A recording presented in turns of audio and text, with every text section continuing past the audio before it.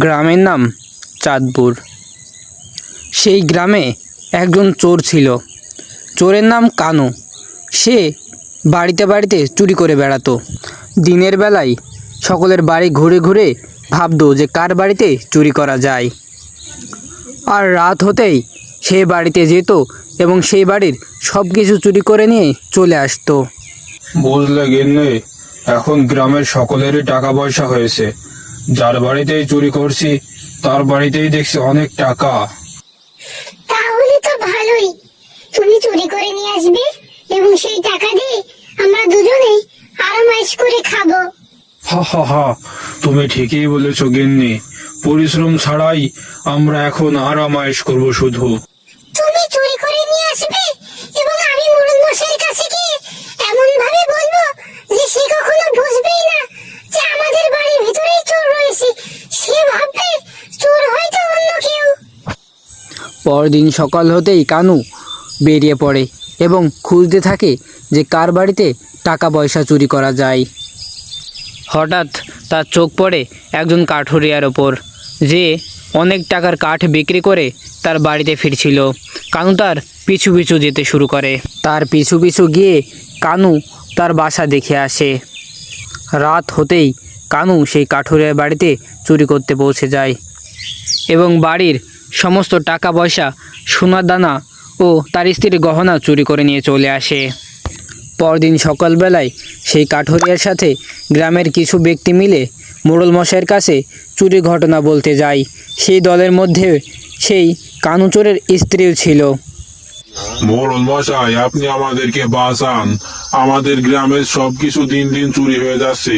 কাল রাতে আমার বাড়ি সবকিছু চুরি হয়ে গেছে। মোড়ল মশাই, আপনি আমাদেরকে বাঁচান। ঠিক আছে, কিন্তু আগে তো আমাকে বলবে যে কিভাবে এসব হলো। আমি কিছু জানি না মোড়ল মশাই। কালকে কাঠ বিক্রি করে এসে যা টাকা হয়েছিল তা নিয়ে এসে বাড়িতে রেখে দিয়েছিলাম, কিন্তু আজ সকালবেলায় উঠে দেখি সবকিছু হারিয়ে গেছে। কে জানি চুরি করে নিয়ে চলে গেছে।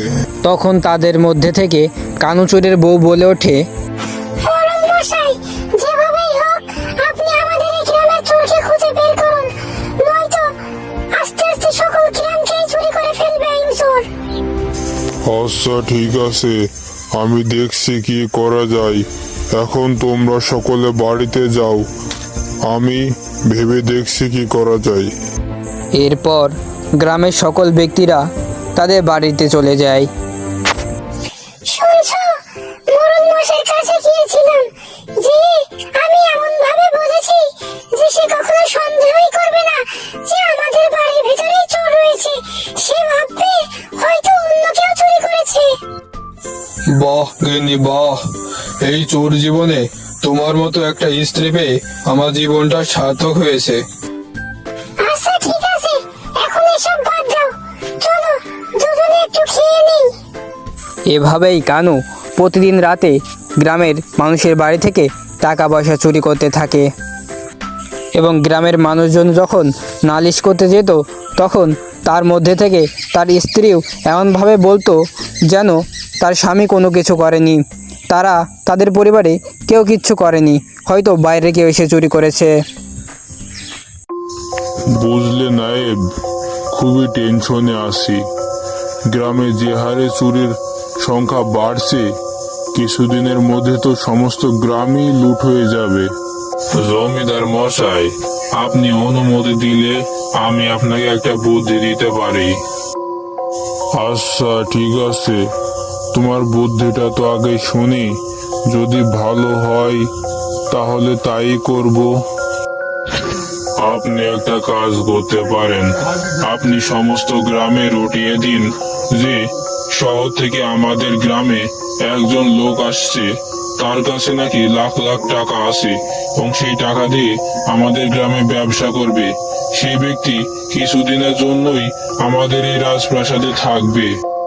আচ্ছা ঠিক আছে, পুরো গ্রামে জানিয়ে নাই দিলাম, কিন্তু এসব করলে কি চোর ধরা পড়বে এত সহজে? আমি আপনাকে যা বললাম আপনি তাই করেন, দেখেন কি হয়। হয়তো এই বুদ্ধিটা দিয়েই চোরটা ধরা পড়ে যেতে পারে। আচ্ছা, তাহলে ঠিক আছে। তুমি ঢাকিয়ালকে বলো সে যেন সমস্ত গ্রামে এসব কিছু রটিয়ে দেয়। ঠিক আছে জমিদার মশাই, আমি এখনই সবকিছুর ব্যবস্থা করছি। এরপর মোড়লের কথা অনুযায়ী সারা গ্রামে সেই খবর ছড়িয়ে দেয়। শোনো গিন্নি, আজ খুবই ভালো খবর পেয়েছি। শুনলাম শহর থেকে নাকি একজন ব্যবসায়ী আসবে আমাদের গ্রামে ব্যবসার জন্য। তার কাছে তো তাহলে অনেক টাকা পয়সা থাকবে। সে মোড়ল মশাইয়ের বাড়িতে থাকবে। কাল রাতেই আমি যাব মোড়ল মশাইয়ের বাড়িতে, যেয়ে সব টাকা পয়সা চুরি করে নিয়ে চলে আসবো। বাহ, এটা তো আসলেই অনেক ভালো খবর। তা শুনে রাখো, সাবধানে কিন্তু। মোড়ল মশাইকে কিন্তু সাধারণ ভেবো না। মোড়ল মশাইয়ের অনেক লাঠিয়াল রয়েছে, সে ধরে ফেলতে পারে। না না, এই কানু চোরকে ধরা এত সহজ না। এই চুরি করেই সারা জীবন পার করে দিলাম, আর এত সহজে আমি ধরা পড়ে যাবো ওই সাধারণ লাঠিওয়ালার হাতে? পরদিন রাত হতেই কানু জমিদার বাড়িতে চুরি করার জন্য বেরিয়ে পড়ে। জমিদার বাড়িতে পৌঁছেই সে আস্তে আস্তে কক্ষের মধ্যে ঢোকার চেষ্টা করে। ঘরের মধ্যে ঢুকে সে বিভিন্ন জায়গায় টাকা পয়সা সোনাদানা খুঁজতে শুরু করে, কিন্তু কোথাও সে টাকা পয়সা ও সোনাদানা খুঁজে পায় না। এরপর সে আস্তে আস্তে সোনাদানার গৃহের দিকে প্রবেশ করতে শুরু করে। ঘরের ভিতরে প্রবেশ করেই কানু অবাক হয়ে যায়। সে দেখে সেই ঘরে টাকা পয়সার বদলে বসে রয়েছে জমিদার ও তার লাঠিয়াল ও তার নায়েব। সে এসব দেখে খুবই ভয় পেয়ে যায়। তখন জমিদার মশাই বলে, আয় আয় কানু, ভেতরে আয়। তোদের জন্যই তো আমি অপেক্ষা করেছিলাম। তোরা এই কদিন আমাদের অনেক জ্বালিয়েছিস। আয়, ভিতরে আয়। কানু পালাতে যাবে এমন সময় মোড়ল মশাইয়ের সিপাহী তাকে আটকে দেয়। মোড়ল মশাই, আমার অনেক বড় ভুল হয়ে গেছে, আমাকে ক্ষমা করে দেন। আমি আর জীবনে কখনো চুরি করব না মোড়ল মশাই, আমাকে ক্ষমা করে দেন। আমি আর জীবনে এমন কাজ করব না। না না, তুই যতই বলিস তোর কোনো ক্ষমা নেই। তুই এই গ্রামের প্রত্যেকটা মানুষকে অনেক জ্বালিয়েছিস, আজ তোর শাস্তি হবে।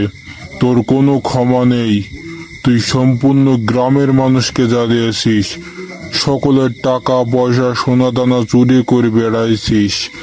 আর তোর স্ত্রী আমাদের মাঝে এসে বলে যে তাদের নাকি চোর ধরা প্রয়োজন, আমাদের সামনে এসে ভালো সাজে। আজ তোর কোনো ক্ষমা নেই। এরপর জমিদার মশাই লাঠিয়ালকে বলে যে তাকে ধরে বেঁধে গাছের সাথে বাঁধিয়ে রাখ, কাল ওর বিচার হবে, ওর কোনো ক্ষমা নেই। এরপর সকাল হলে গ্রামের সকল ব্যক্তিরা আসে এবং তারা মিলে ঠিক করে কানুকে গ্রাম থেকে বের করে দিবে। এরপর কানু ও তার স্ত্রী গ্রাম থেকে তাড়িয়ে দেওয়া হয় এবং তারা গ্রাম থেকে চলে যায়।